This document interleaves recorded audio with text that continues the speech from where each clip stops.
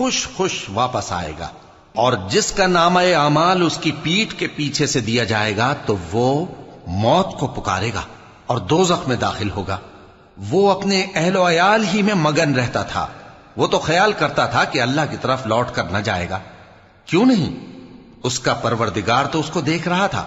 سو میں شام کی سرخی کی قسم کھاتا ہوں، اور رات کی، اور جن چیزوں کو وہ اکٹھا کر لیتی ہے ان کی، اور چاند کی جب وہ پورا ہو جائے کہ تم لوگ درجہ بدرجہ ضرور چڑھو گے۔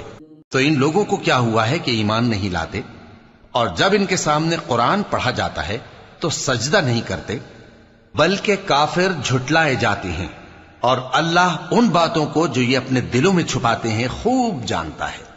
تو ان کو دکھ دینے والے عذاب کی خبر سنا دو۔